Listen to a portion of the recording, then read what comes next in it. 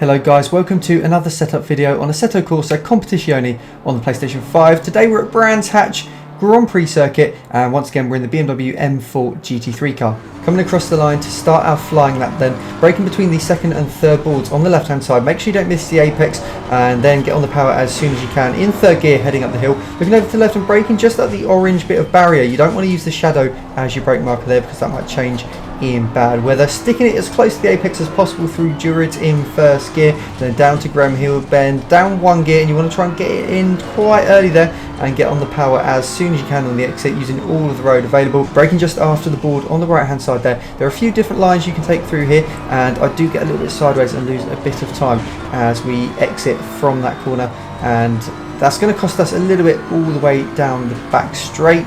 Looking for the tree on the left hand side. There we go, hit the brakes and down one gear and try to take as much speed through the middle of the corner as you can. Braking again when you get to the orange on the left hand side. Use all of the curb as possible on the outside of the track there to carry as much speed as possible. Then you're braking at the second board on the right hand side, down into third gear, take a lot of curb on the inside and be very brave with the throttle. Down to second, take a lot of curb on the inside once again and try not to end up on the grass on the outside there by getting on the power too early. Then we're looking to brake just as the road starts getting a little bit darker. Keep it close to the apex and let the car drift out wide, and then get it turned over to the right hand side to have the shortest line possible to the start finish line.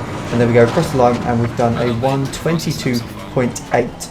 So this lap was done in a free practice session with fuel usage and tyre wear on, so you'll be able to do similar times in a qualifying session with similar track and weather conditions. So here is the setup I used for this lap then. Quite a big difference between the tyre pressures on the left and right hand side of the car because of all of the fast right hand turns. We've got the traction control and ABS both on 3. I'd probably use 4 during a race for this one. 13 litres of fuel gives us 3 flying laps, and brake pads on type 1 of course. In the mechanical grip we've tried to enable as much rotation of the car as possible, and then with the dampers just trying to make sure that we can handle the bumps as much as possible as well. And then with the aero we're using 6 on the rear wing, any higher, and I just couldn't quite get the front of the car to turn how I wanted through the fast corners.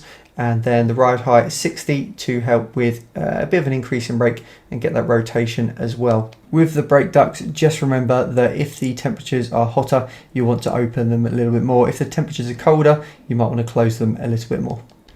Thanks for watching guys, I hope you found this video useful. Let me know in the comments if you have any questions at all, and don't forget to subscribe to the channel if you haven't already, so that you don't miss more setup videos in the future.